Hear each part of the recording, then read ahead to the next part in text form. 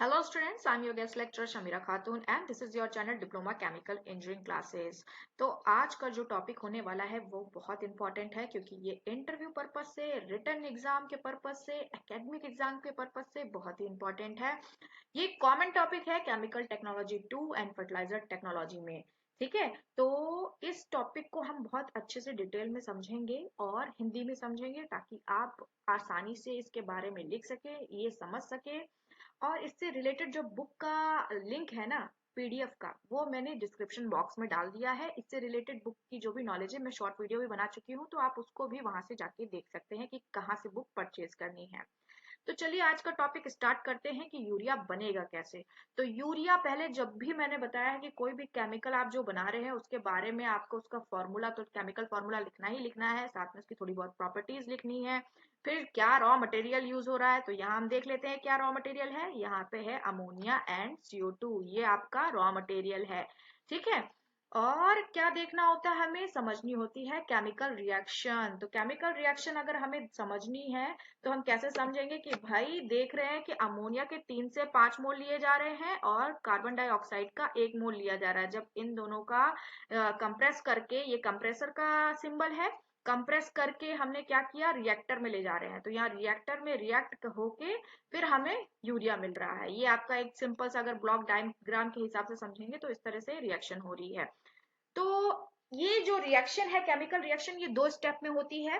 तो पहली वाली रिएक्शन में क्या होता है कि जब अमोनिया और कार्बन डाइऑक्साइड को रिएक्टर में ले जाते हैं तो क्या बनेगा, पहले अमोनियम कार्बामेट बनेगा। अमोनियम कार्बामेट जब बनता है तो हमें डेल्टा H माइनस में मिलता है, और जब माइनस में मिलता है तो हमें क्या पता होना चाहिए कि माइनस में मिल रहा है, यानी ये एक्सोथर्मिक रिएक्शन है। और जब एक्सोथर्मिक रिएक्शन होती है तो हमें इसको टेम्परेचर को कंट्रोल करना पड़ेगा, वरना रिएक्टर फटने का डर रहेगा। तो हम क्या करेंगे, इसको कंटिन्यूअसली कूलिंग देते रहेंगे।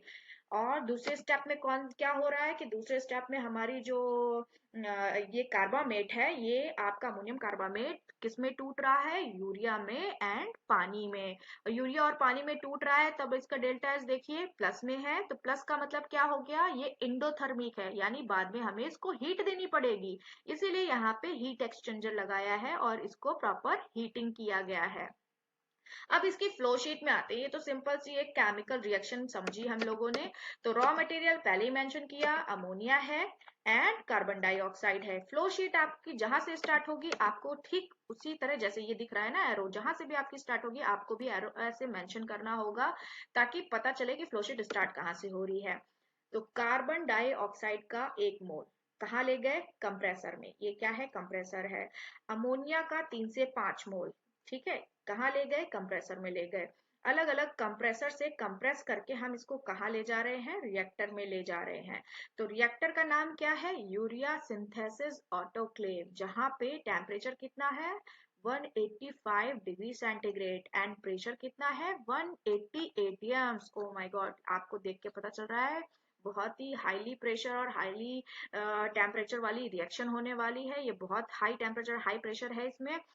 तो अब हम क्या करेंगे कि भाई जब हम रिएक्टर में ले गए तो यहाँ पे क्या होगा कि अमोनिया और कार्बन डाइऑक्साइड रिएक्ट करेंगे, और रिएक्ट करने पर यहाँ से ही हमको यूरिया मिल जाएगा। यूरिया मिलेगा, साथ में क्या होगा, अमोनियम कार्बामेट होगा, साथ में कुछ अनरिएक्टेड NH3 होगी, अनरिएक्टेड CO2 होगा, आपका पानी होगा। इसको फर्दर हमने गर्म किया किसकी हेल्प से, हीट एक्सचेंजर की हेल्प से। अब इसको गर्म करने के बाद में हम कहाँ भेज रहे हैं, फ्लैश इवोपोरेटर में भेज रहे हैं। तो इवोपोरेटर का काम होता है आपकी कंसंट्रेशन बढ़ाना।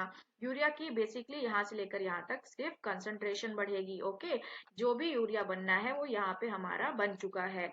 तो अब क्या करेंगे कि जैसे ही ये हाई प्रेशर है 180 एटीएम से और यहाँ पे 27 एटीएम से, यानी हाई प्रेशर से लो प्रेशर में जाएगा, तो क्या होगा, लिक्विड एकदम से फ्लैश मारेगा। जब फ्लैश मारेगा तो जो भी अनरिएक्टेड गैसेस हैं वो क्या होंगी, वो यहाँ से निकल जाएंगी। अनरिएक्टेड गैस होगी, अमोनियम कार्बामेट का सोल्यूशन हो गया, अमोनिया हो गई, CO2 हो गया, H2O हो गया। तो इस लाइन में हमें इसको हाई प्रेशर रिसाइकल लाइन बोला है। इसको हम कहाँ ले जाएंगे रिसाइकिल करने के लिए, भाई यहाँ से हम लगा देंगे रोटरी पंप, रोटरी पंप के थ्रू हम ले जा लेंगे इसको आपको रिएक्टर में रिसाइकिल करने के लिए। अब क्या है, यहाँ नीचे से जो हमारा यूरिया कंसंट्रेशन में मिलेगा, जो यूरिया का कंसंट्रेशन होगा वो लगभग आपका 40 से 50% कंसंट्रेट हो चुका है। ठीक है, यहाँ पे अच्छा खासा आपका कंसंट्रेशन हो गया है। और इसको फिर से हम गर्म करेंगे। गर्म करने के बाद में क्या करेंगे, फिर से कंट्रोल वाल्व की हेल्प से हम इसका फ्लो कंट्रोल करके फिर से फ्लैश ड्रम में भेजेंगे। फ्लैश ड्रम में क्यों भेज रहे हैं, क्योंकि यहाँ पे देखिए 27 एटीएम है, यहाँ पे 1 एटीएम है। हम धीरे धीरे प्रेशर इसका डिक्रीज करते जा रहे हैं। तो यहाँ पे जब प्रेशर डिक्रीज होगा, 27 एटीएम से सोल्यूशन 1 एटीएम में आएगा, तो यहाँ पे भी फ्लैश होगा। फ्लैश होने से क्या होगा कि जो भी आपकी ऑफ गैसेस हैं, यानी जो अनरिएक्टेड गैसेस हैं, वो क्या होंगी, इधर से ऊपर से निकल जाएंगी। और जब निकलेंगी तो हम इसको क्या करेंगे, कोशिश करेंगे रिसाइकिल कर लें। तो रिसाइकिल करने के लिए क्या करेंगे कि एक पार्ट जो अमोनिया का है, अगर वो इंडस्ट्री उसका बाय प्रोडक्ट बनाती होगी तो बाय प्रोडक्ट बनाने में यूज कर लेगी।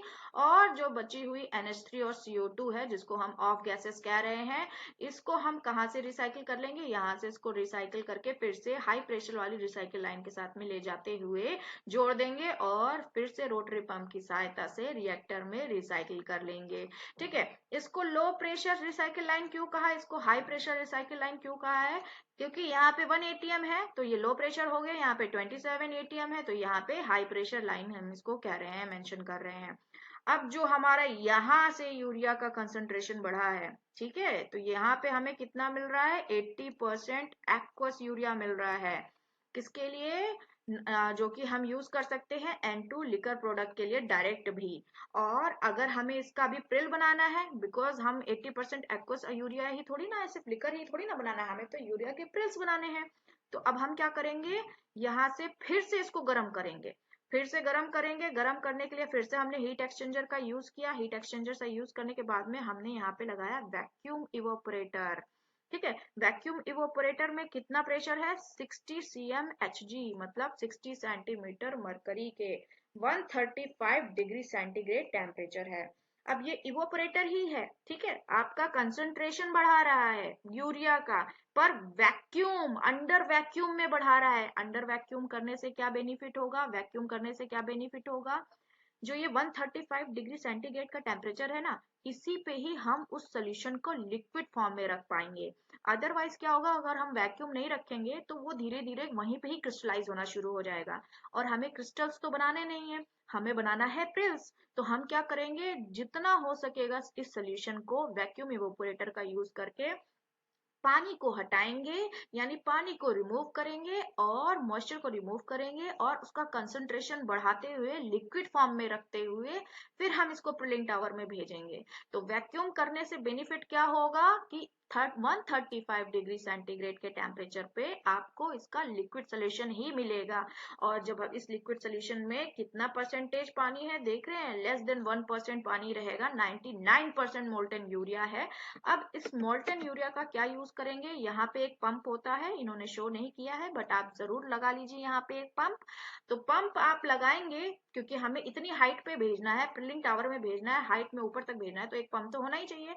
तो हम पंप का यूज करेंगे। तो पंप के थ्रू जब ये लाइन आपका यूरिया सोल्यूशन यहाँ जाएगा, तो ये ऐसे ही नहीं नोजल में स्प्रे कर देंगे, ऐसे नहीं स्प्रे होगा। यहाँ पे एक बकेट लगी होगी प्रॉपर, जैसे घर में आपके नहाने वाली बकेट होती है जिसमें पानी भरते हो आप, तो वहां पे एक बकेट होगी। अब यहाँ पे जब ये बकेट होगी तो उसमें छेद होते हैं, ठीक है, उसमें छेद होंगे और वो हमेशा रोटेट करती रहेगी। और इसका एक स्पीड होती है RPM में, जिसको बोलते हैं रोटेशन पर मिनट। फिक्स स्पीड पे इसको चलाएंगे तो क्या होगा, ये जब सोल्यूशन यहाँ से इस बकेट में जाएगा तो वो छेद से होके निकलेगा, और जब छेद से होके निकलेगा तो बूंद के तौर पे गिरेगा। बूंदों के तौर पे जब ये गिरेगा तो क्या होगा कि भाई इतनी ज्यादा हाइट है, अच्छे खासे एयर के कांटेक्ट में आ रहा है, तो इसका बचा खुचा मॉइस्चर भी उड़ेगा, यानी उसमें मॉइस्चर उड़ेगा, सॉलिडिफिकेशन होगा, और ड्यू टू सरफेस टेंशन के कारण वो राउंड शेप लेगा, यानी प्रिल का फॉर्म लेगा। प्रिलिंग टावर का काम यहाँ पे यही है। तो इसीलिए हम प्रिलिंग टावर का यूज कर रहे हैं कि भाई इतनी ऊंचाई से जब गिराएंगे तो क्या होगा जैसे आपकी बारिश की बूंदें क्यों गोल होती हैं, ये 6-7 क्लास से आप लोग पढ़ते आ रहे हैं, बिकॉज ऑफ सरफेस टेंशन की वजह से आपकी बारिश की बूंदें गोल दिखती हैं। सेम वही फंडा हमने यहाँ पे यूज किया। जब वो बकेट से आपका सोल्यूशन बूंद बूंद के रूप में गिरेगा, तो वो एयर के कांटेक्ट में आके ठंडा होगा, उसका मॉइस्चर उड़ेगा, बचा कुचा मॉइस्चर भी हट जाएगा, और सॉलिडिफिकेशन होगा, राउंड शेप लेगा, जो कि आपका सरफेस टेंशन के कारण हो रहा है। यहाँ प्रिलिंग टावर में एक स्क्रैपर भी होता है जो कंटिन्यूअसली मूव करता रहता है, और एक छेद से होते हुए सारा यूरिया बेल्ट पे आ जाता है। अब ये बेल्ट में कलेक्ट होने के बाद में क्या होता है, ये सारी यूरिया जाती है बैगिंग प्लांट में। बैगिंग प्लांट में क्या करेंगे इसको भाई, ऐसा तो है नहीं कि खुले खुले में ही ऐसे थोक भाव में आपने देखा है क्या बेचते हुए यूरिया को। भाई इसको एक पॉलीथीन में बंद किया जाएगा, इसका एक मार्केटिंग के लिए इसको बोरों में डाला जाएगा कि भाई 1 kg का, 10 kg का। तो उस तरीके के लिए क्या करेंगे, हम इसको बैगिंग प्लांट पे भेजेंगे। बैगिंग प्लांट में इसकी प्रॉपर पैकेजिंग होगी। प्रॉपर पैकेजिंग होने के बाद में ये मार्केटिंग के लिए जाएगा, फिर किसानों के पास आएगा। तो इस तरीके से ये यूरिया की फ्लो शीट आपको समझनी है। आई होप ये बहुत ही इजी तरीके से आपको समझ आई होगी। इसमें जो भी स्टेप आपको अगर क्लियर नहीं हुआ है तो आप मुझसे क्वेश्चन पूछ सकते हैं। ये बहुत ही इंपॉर्टेंट टॉपिक है। अब रही बात, यहाँ नीचे आप देख रहे हैं लेस देन 1% बायोरेट।